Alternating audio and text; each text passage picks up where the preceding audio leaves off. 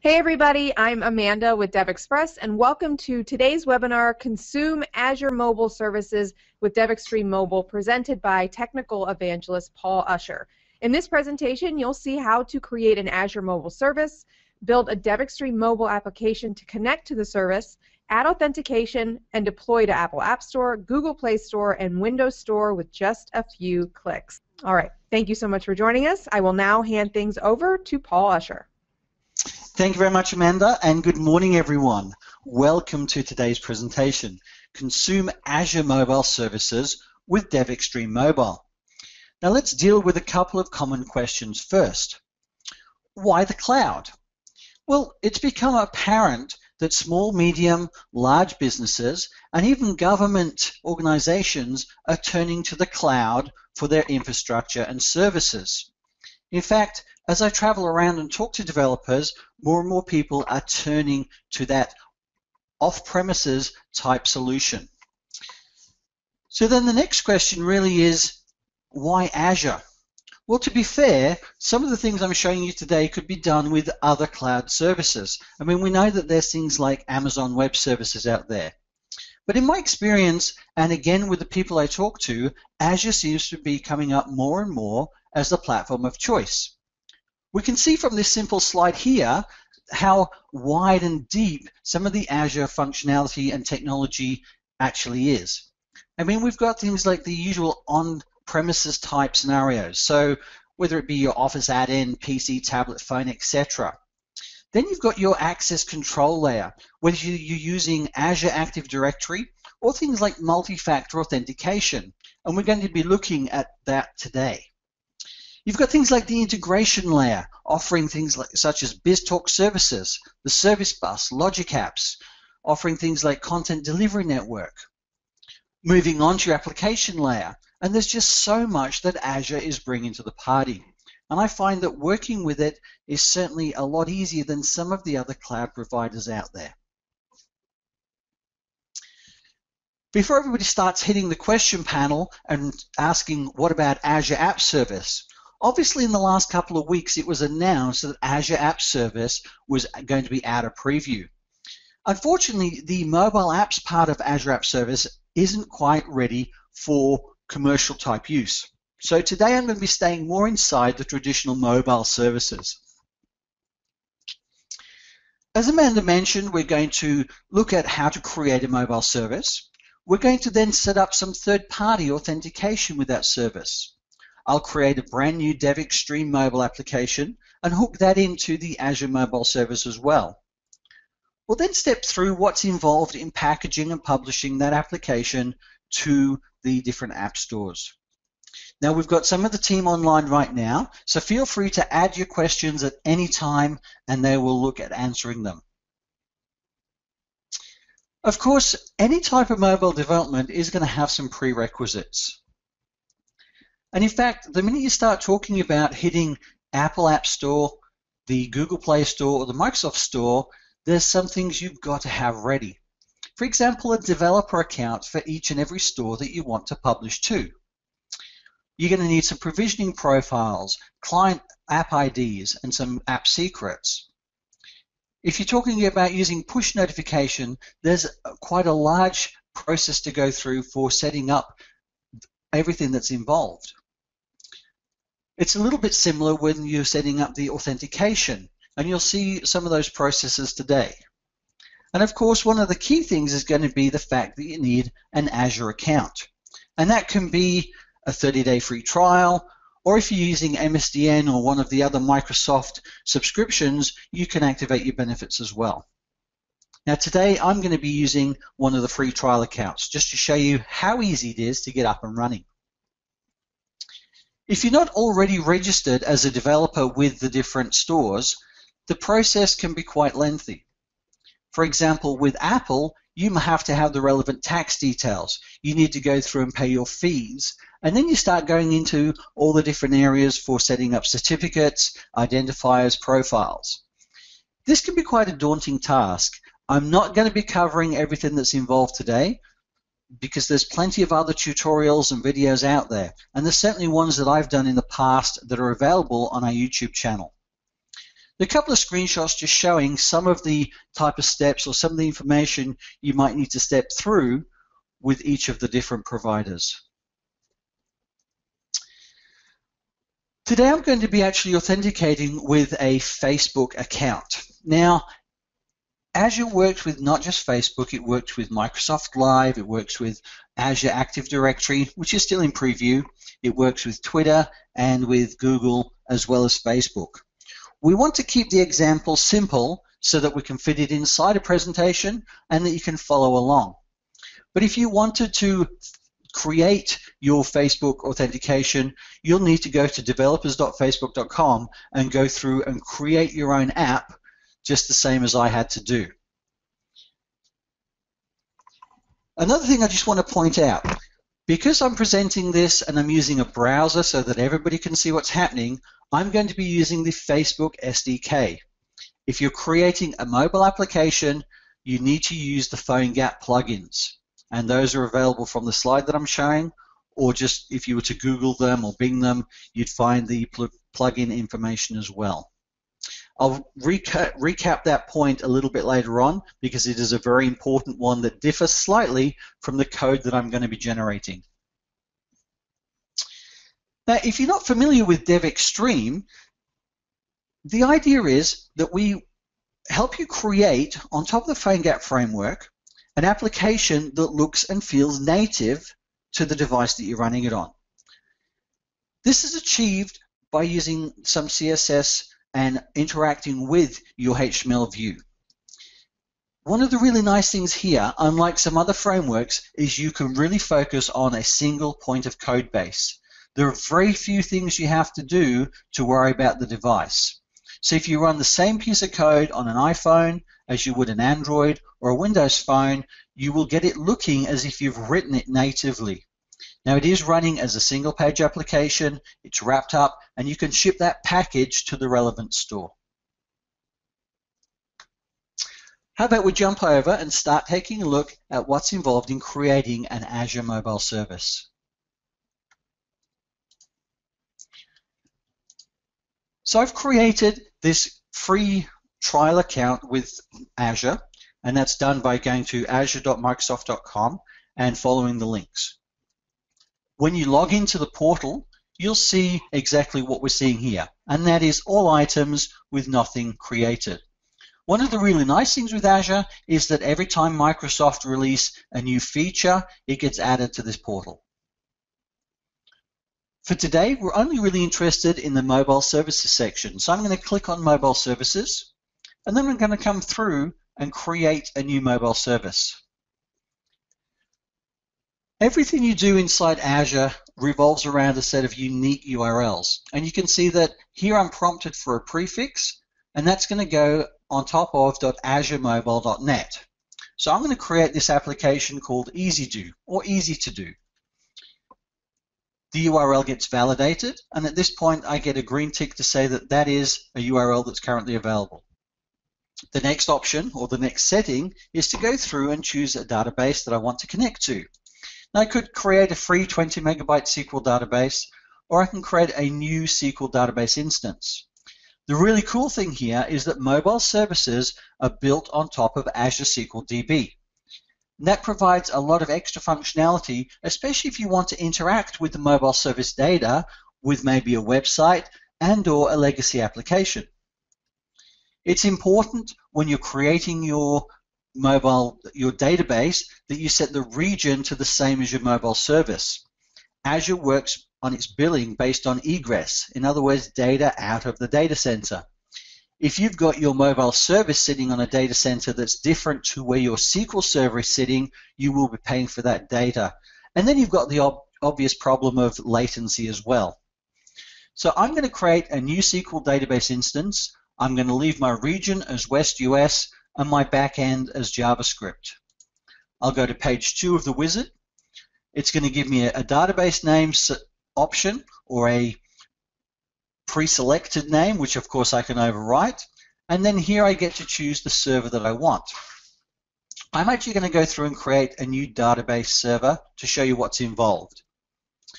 At this point, I can create my login name, and I can create the user or the password that I'm going to be using. And it helps if you actually type it correctly in both boxes. Again, here's that region option. I'm going to choose the tick, and everything is now going to go off and be created. When you think about cloud services, whether it be Azure or one of the others, this is one of the really cool things.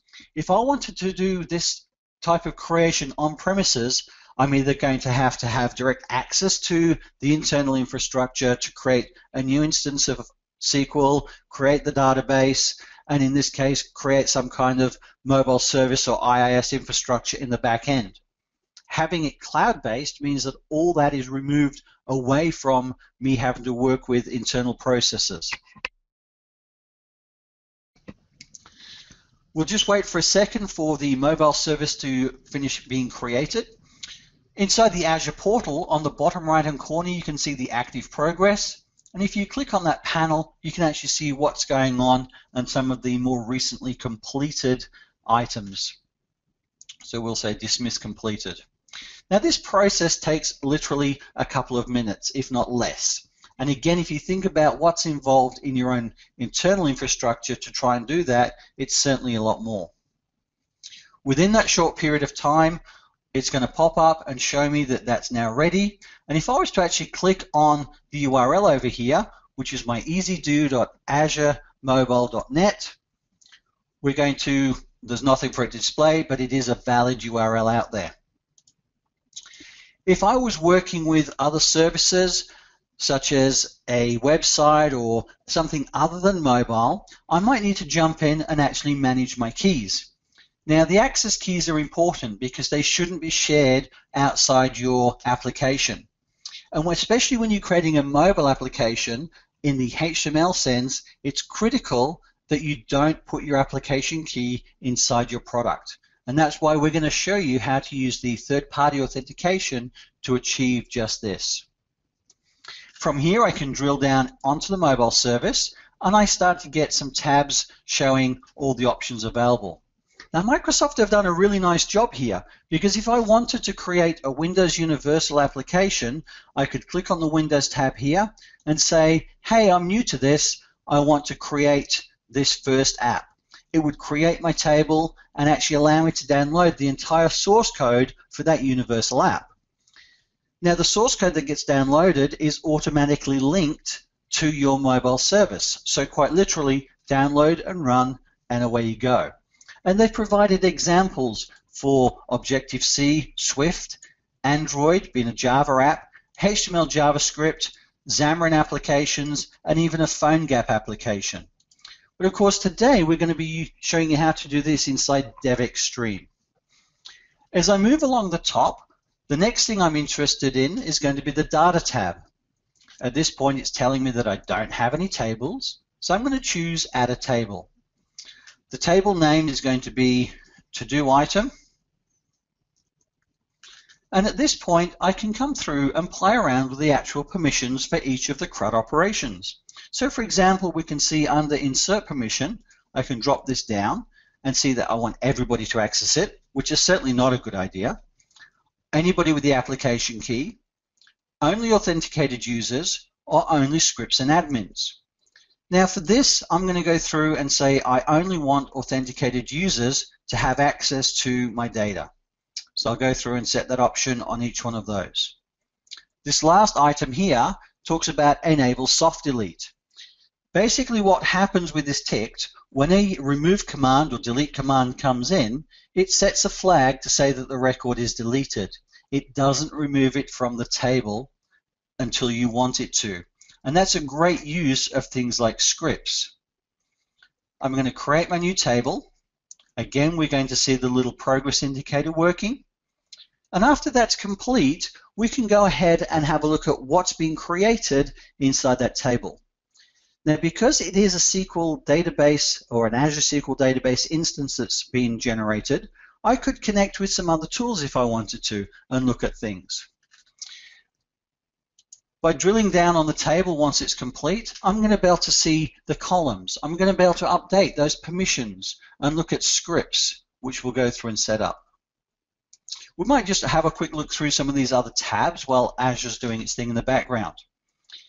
Now, the scheduler and scripting is a great way of going back through and cleaning up some of that data that may not have been generated.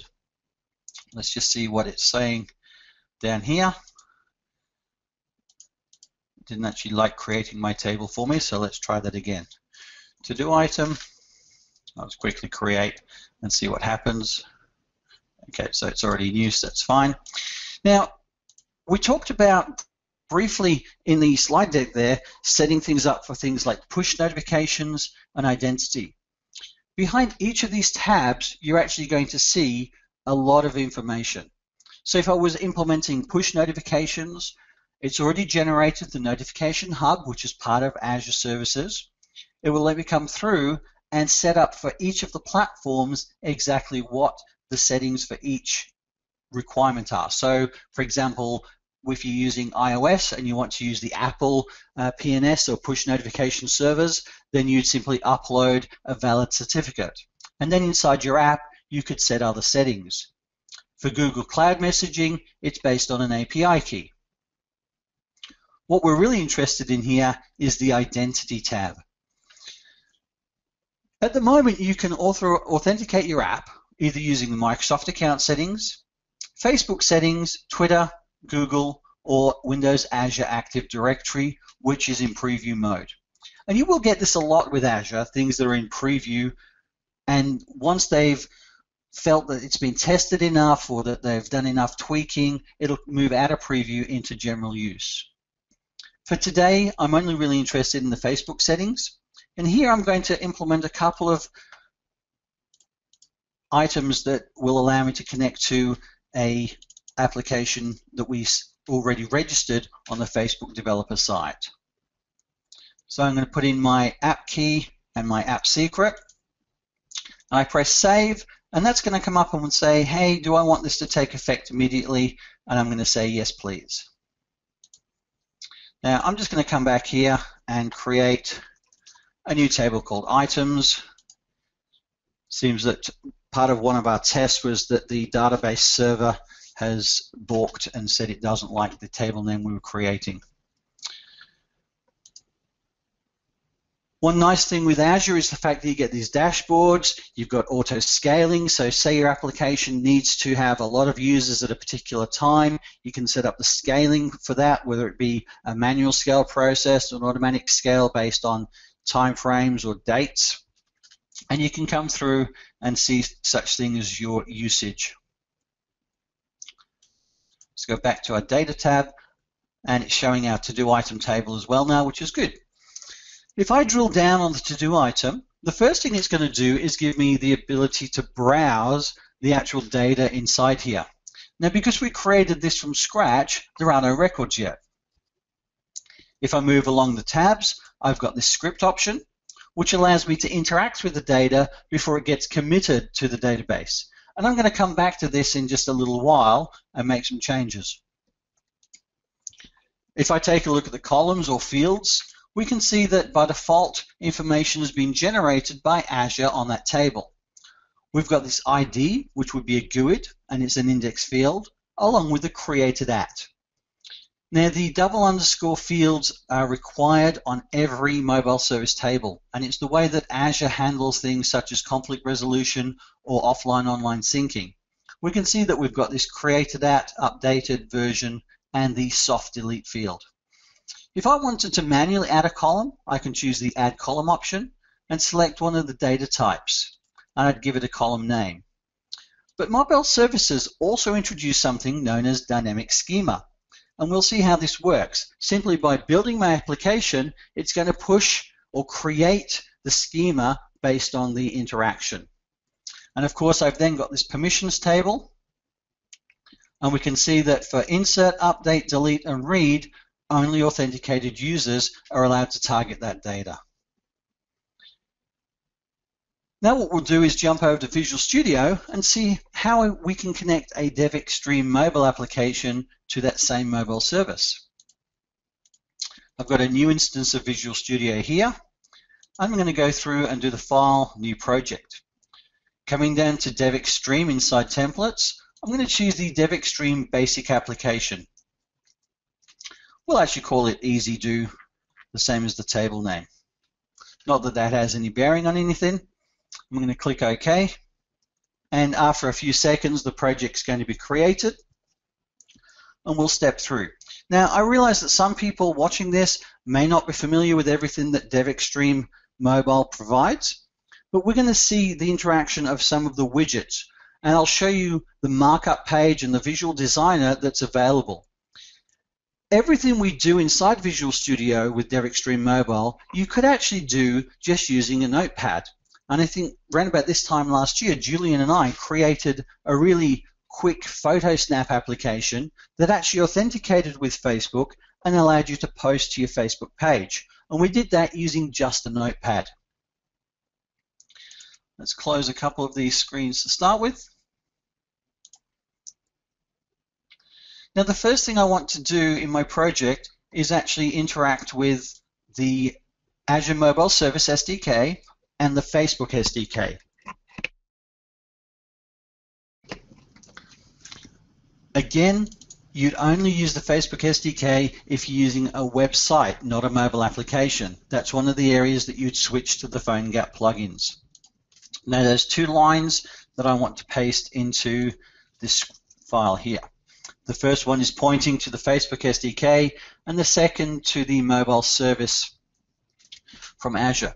One of the really nice things working with Azure is the fact that the heavy lifting has been done for you. We're going to see that in just a second. The anatomy of a DevExtreme application. We've got some CSS files which include all the different CSS options that we provide. So iOS, we've got the Tizen Windows 8, Android, and a light and dark theme. We've got our JavaScript files that need to be referenced. We've got our layout files, views, and then the actual application details. I'm only really interested in the home.dx view. Even though the extension is .dx view, it is just a markup file. It's HTML. The .dx view, when used inside Visual Studio, actually invokes our visual designer. So we'll just wait for this to load up.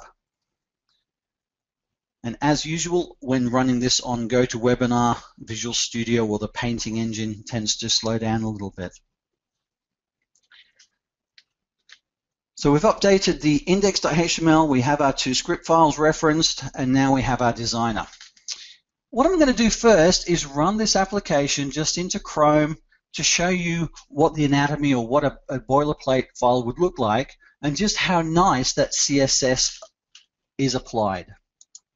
So we'll start this in Chrome, fire up Chrome in the background, and wait for Visual Studio to push that through.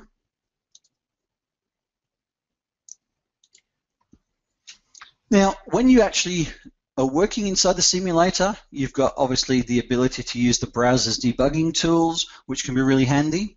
And I find it quite often useful if I'm working in an application just to turn on the dev tools in the background with the concept of looking for any particular errors inside my JavaScript.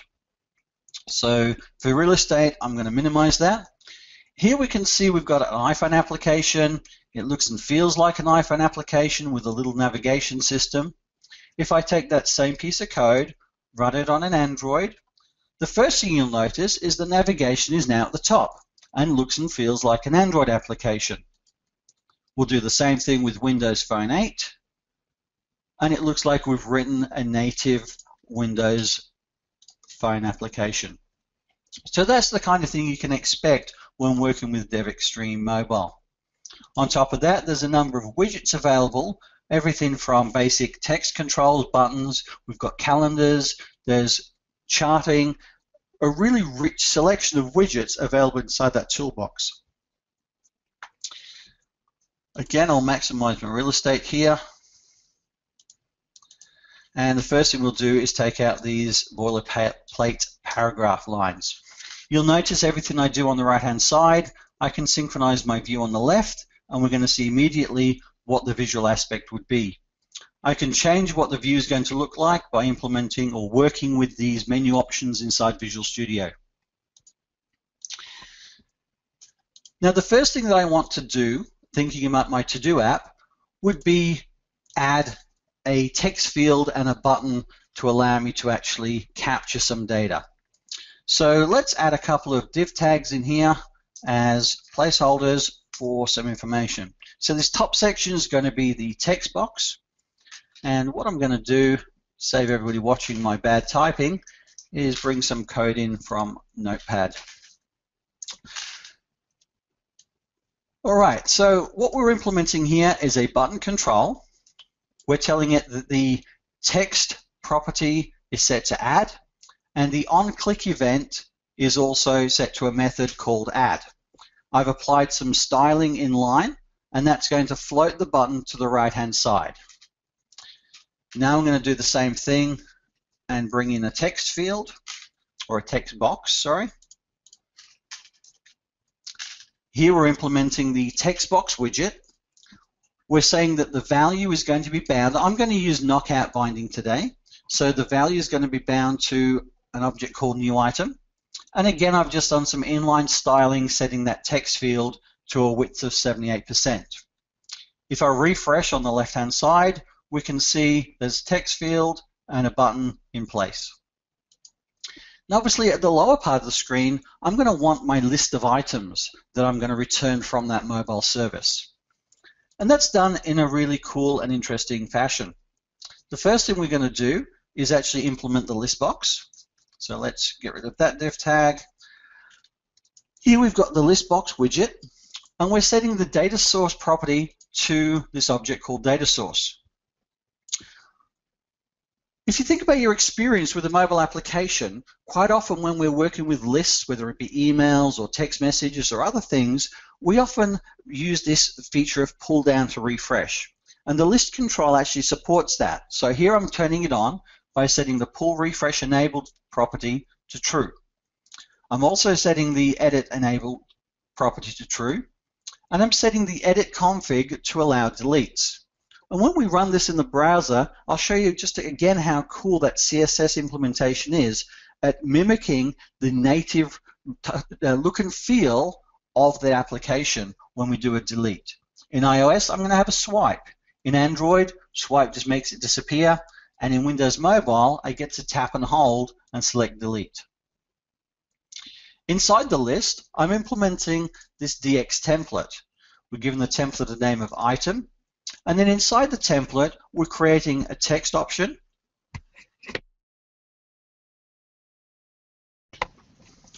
I'm binding that to the property or field of text, and I'm creating a DX checkbox. Now, I'm actually implementing here so the CSS via a class, and I'll show you how we're going to update the CSS file in a second. With a checkbox, its value is bound to the field called complete, and then we're implementing this method called onValueChanged and tying that back to a method called complete. Again, if I refresh my design view, we can now see that we've got everything that we want in play.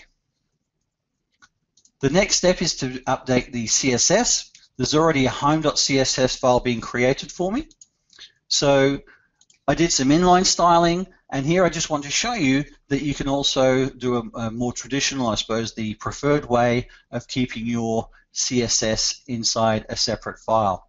So I'm going to implement my checkbox, and really all we need to do is say we want that to be floated to the right, and we can close that.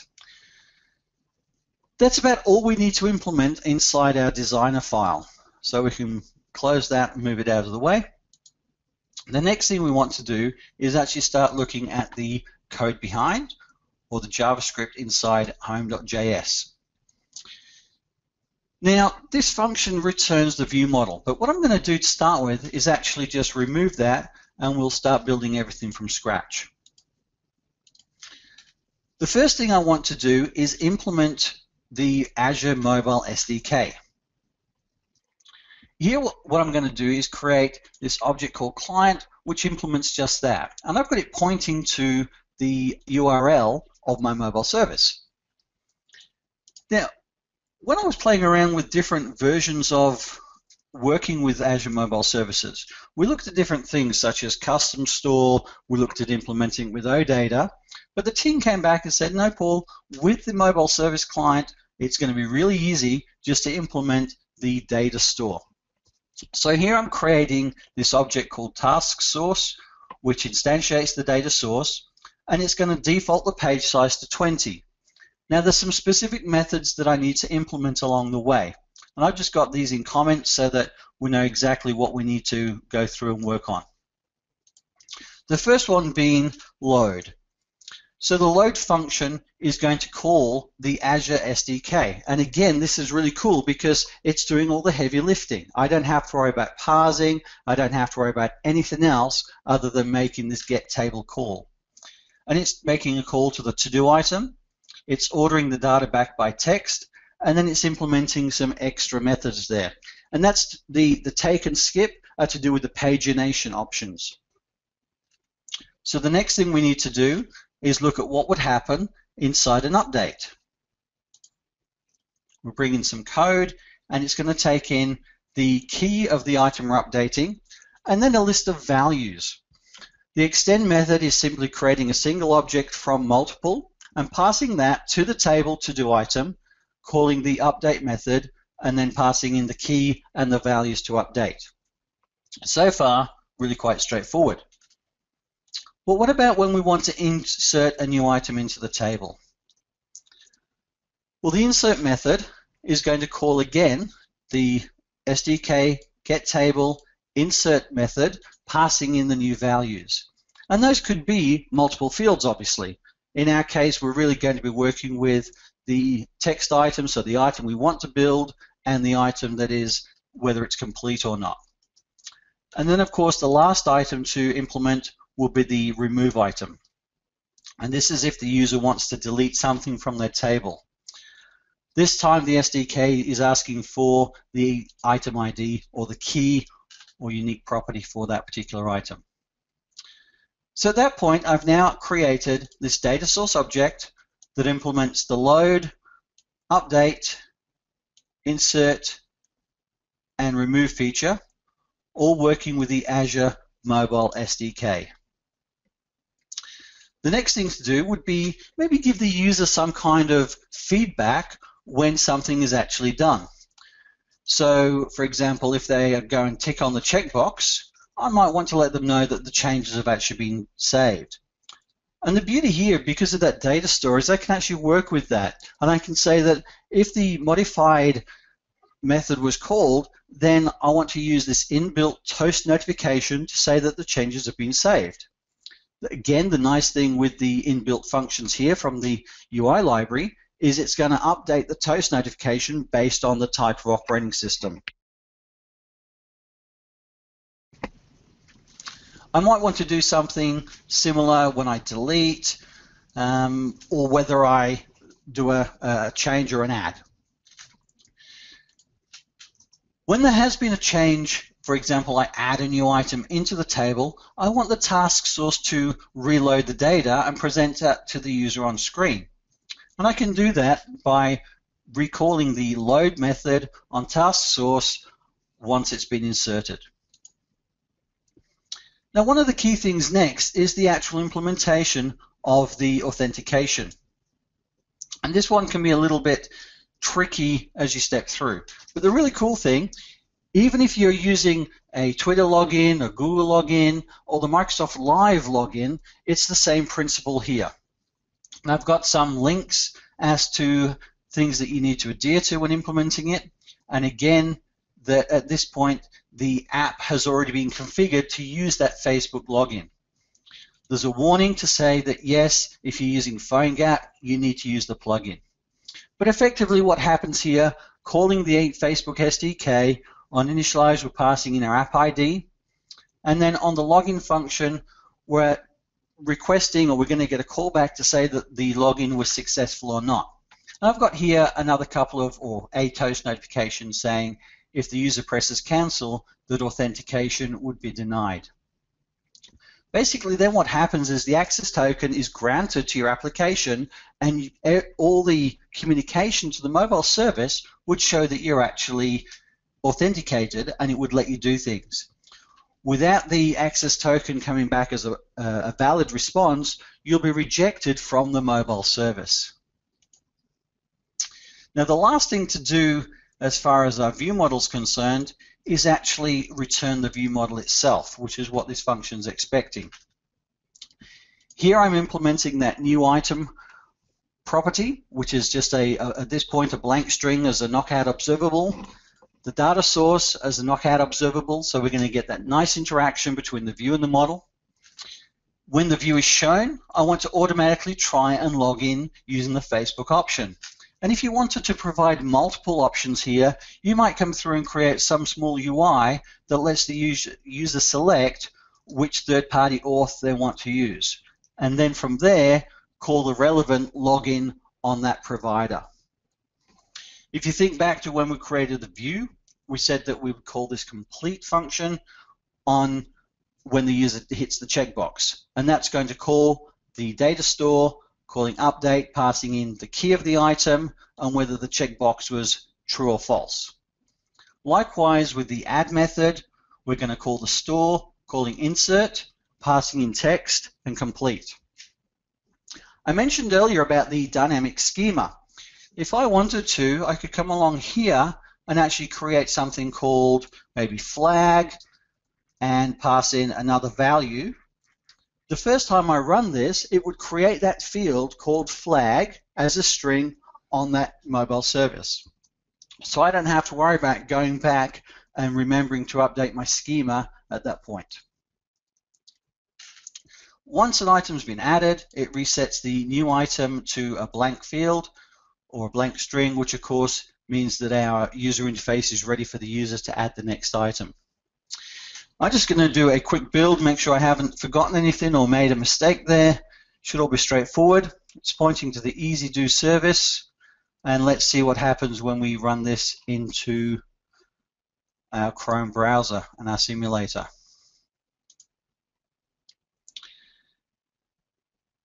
Now, what you will notice straight away is that I have a pop-up block up here.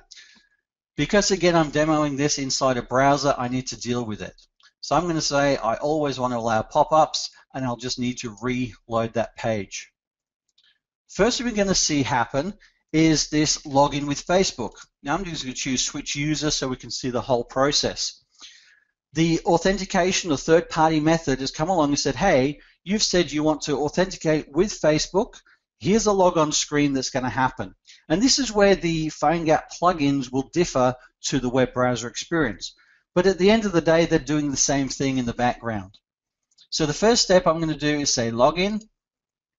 Then the next process is it's going to say this application, in our case it's called DXTravel, that's the API keys that I used, wants access to your profile. At this point, if I was to say cancel, I'm going to get that authentication error. If I say OK, it's going to return that response back to the application. Now, as it stands, my UI is not blocked, and I just need to wait for a few seconds for the authentication to be returned, and here we see that data has gone off to be loaded. Obviously, I'm using a table that it was freshly created. So before I add any data, let's jump back to the browse functionality. And we may need to just do a refresh on this page so that we can see all the columns that have now been, well, because we haven't actually pushed anything, the columns haven't yet changed. So that's that dynamic schema at play. Let's come in here and say I want my first item and just click add. We can see the toast notifications popped up and the item has automatically come back. Jump over to Azure, do a refresh on this page, and what we're expecting to see are those fields that have been dynamically created into the table.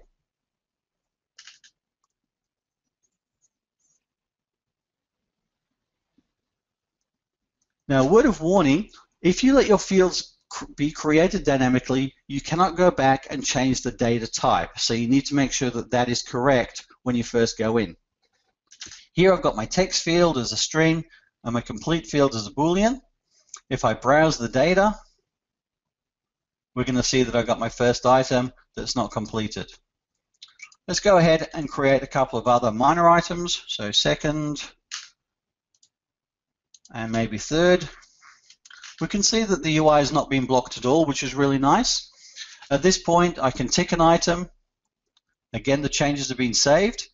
If I switch to the application on Android, it's going to try and do the third-party auth. Because that's in my browser, it's automatically going to go through.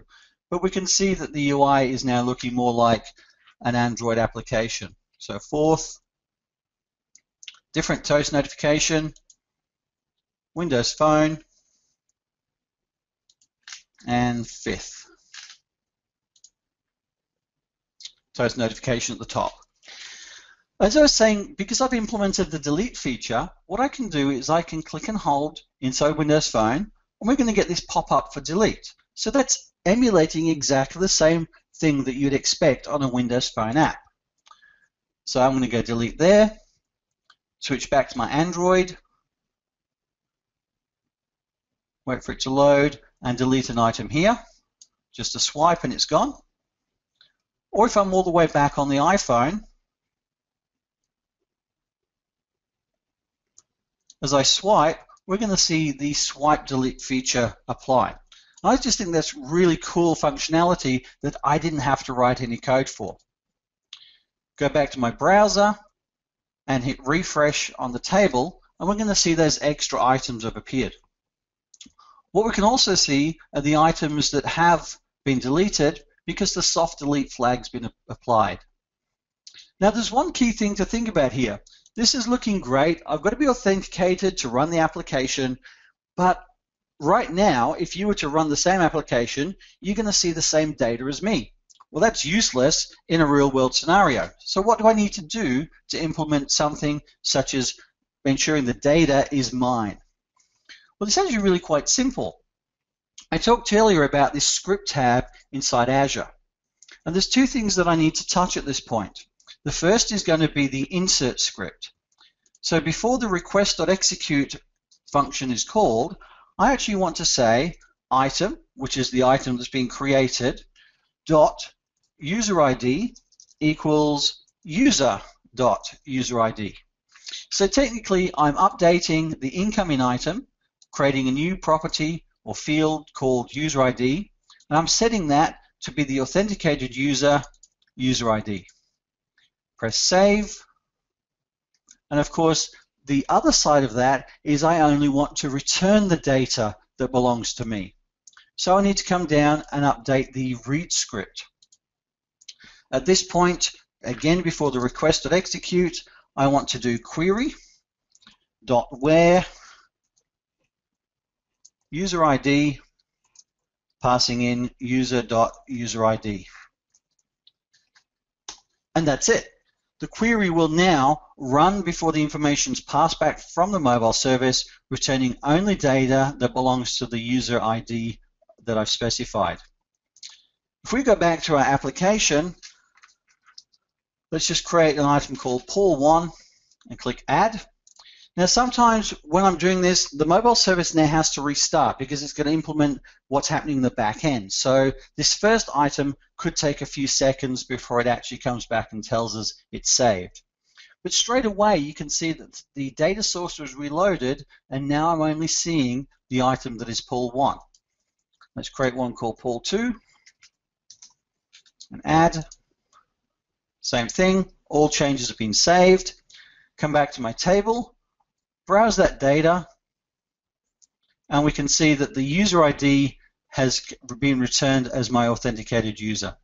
So that's really cool. If I was working with a large amount of data, the actual list box and the data source will pace things really nicely. So what I'm going to do here is actually just run the same example but pointing to a different mobile service I created, just to give you an idea as to having large volumes of data that's involved. And that's providing that I hooked this up correctly just before. There we go. And we can see this is a quick to-do list that I use when presenting. It's a bucket list of nature things to do.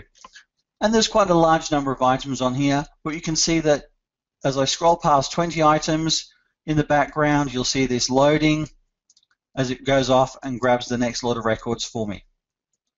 So the list control has that beautiful ability of paging the data even with large data sets. So now I've got my mobile service, I've got my third-party authentication.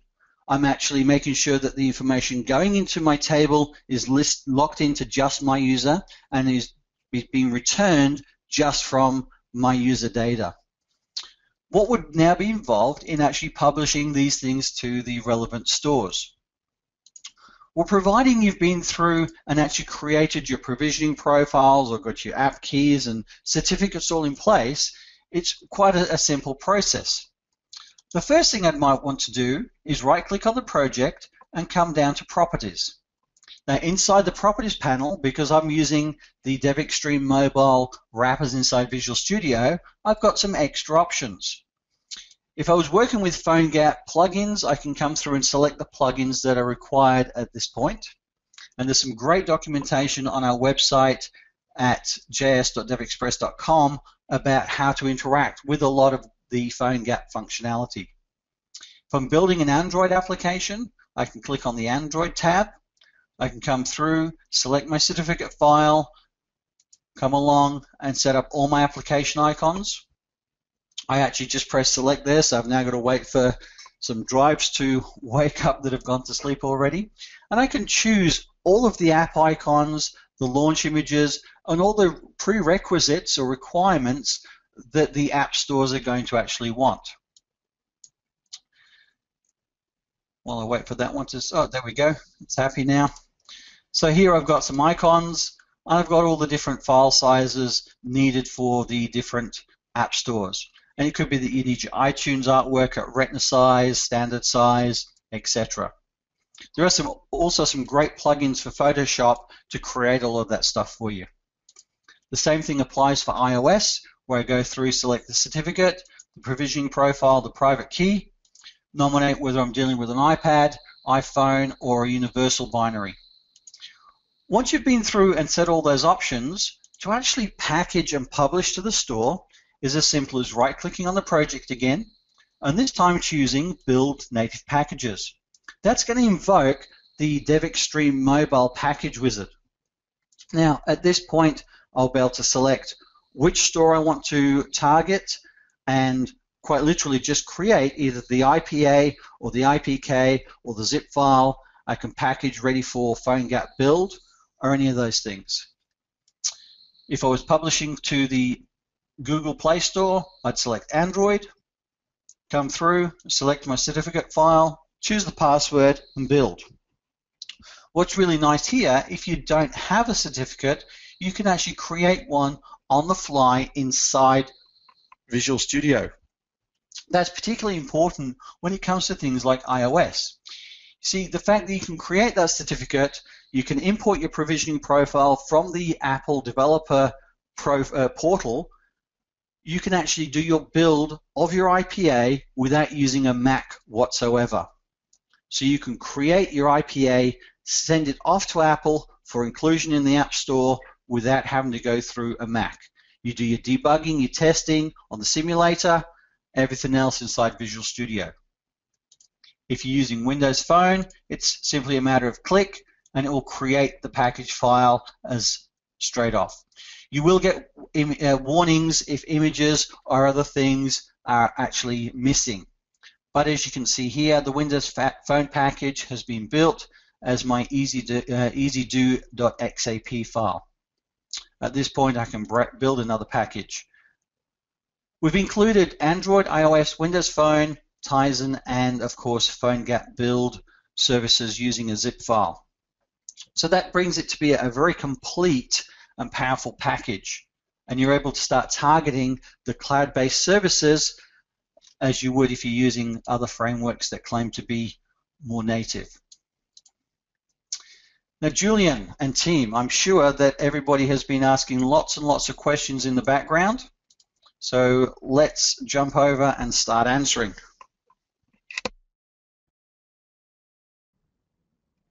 Hey, Paul.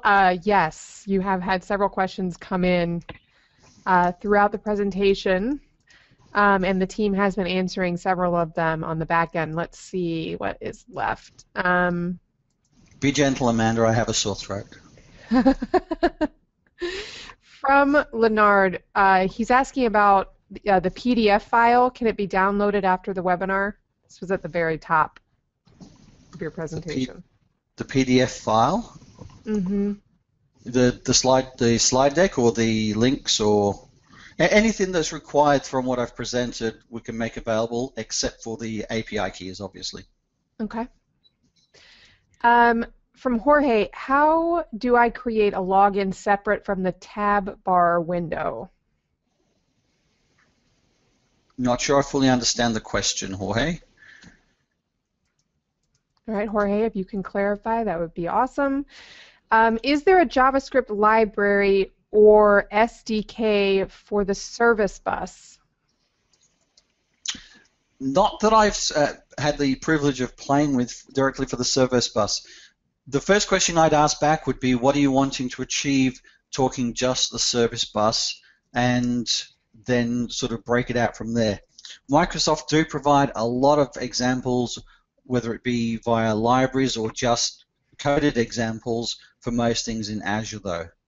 And as we've seen, even from some of the things that I've looked at today, the mobile services, they are very proactive in opening everything up to multiple platforms. It's not just locking it into Microsoft technologies, which is really cool. Does DevExpress have a test app on an actual physical device? I saw a barcode but did not see Paul use it. Okay, so sorry, I skipped past that, I suppose, inside the simulator.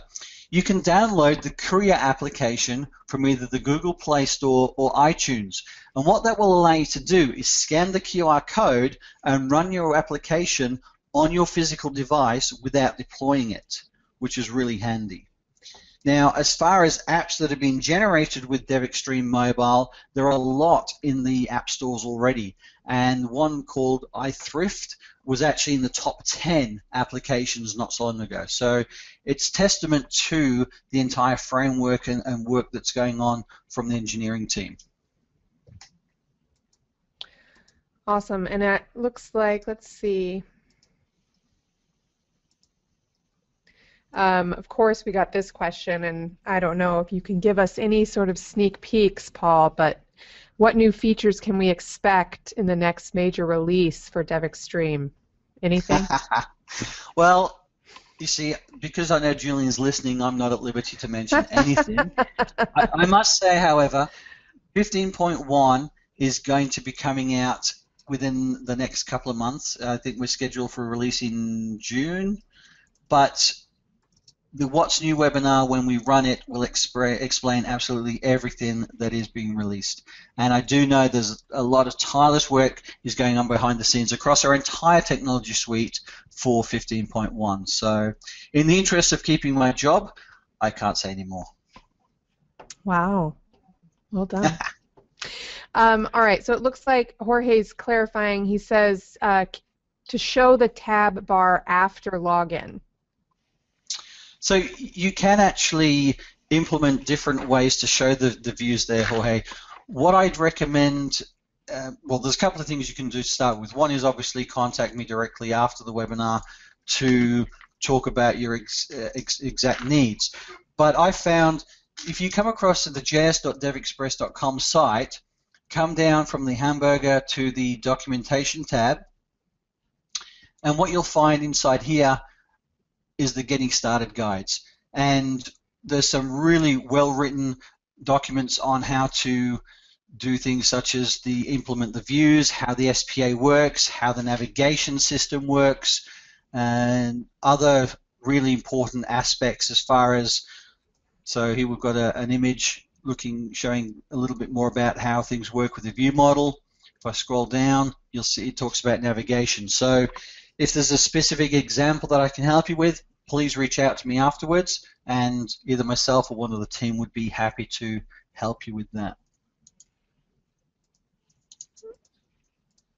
Are DevExtreme widgets responsive, like changes to screen size, etc.? So one question I would raise with anybody doing mobile development is, what are you expecting screen sizes to change to? Now, because it is a HTML-based view, then yes, you can have views automatically expand or collapse based on the control that you're using. I could run that app on an iPad, or I could run it on, in fact, if we jump to the simulator, run the same thing on an iPad, and that list control is going to actually expand to the width of the iPad, not just what we were looking at on a phone. The same as I did with the CSS for the adding item, setting it at 78% as a sample. So when you say they're responsive, I think the fact that you're dealing with HTML, JavaScript, CSS means that you can do so much more than you could with other frameworks that are targeting mobile. Let's see. We have time for a couple more questions. From Q Johnson, he says, we sure have to thank Paul for getting up at this awful time of morning so that we can view it midday here on the other side of the planet. And you are correct. What time is it there, Paul, for you? It's just turned 4 a.m. But I've got to say, I mean, I've been with DevExpress now for close to 3 years, and I absolutely love doing these early morning presentations. I love just the chance to share our technology with people. So if there's things you want to see, I'm happy to get up at this time whenever. And he means that. He does like getting up this early. Nuts. All right, here's our last question. Can the same output be hosted like a website? This way the same source code will run on native and web. Absolutely. And the whole thing with DevExtreme is it's not just DevExtreme Mobile. We've got DevExtreme web widgets or desktop widgets as well. So if I come back to, say, this page here, and oops, I had it inside Internet Explorer. So if you look at the DevExtreme documentation, we've got mobile development and web development. The beauty with DevExtreme Mobile is it does the skinning based on the device you're going to run. You can create a single application or a single project that targets desktop and mobile and get the best out of all of it. And there's some great samples when it comes to the demo applications to do that. So head on over to js.devexpress.com and have a look through some of the things that we've built using that type of functionality. Awesome. Thank you so much, Paul. Now my contact details on screen. We love to hear from everybody on Twitter, so at DevExpress. We've got our Facebook page, and of course you can always contact client services or any of the developer advocate team at any time. All right, everybody. As always, check out our webinars page for new and upcoming content, devexpress.com/webinars. That is it for this one. So thank you so much to Paul. Thank you all for joining us. And of course, thank you for choosing DevExpress. Bye-bye.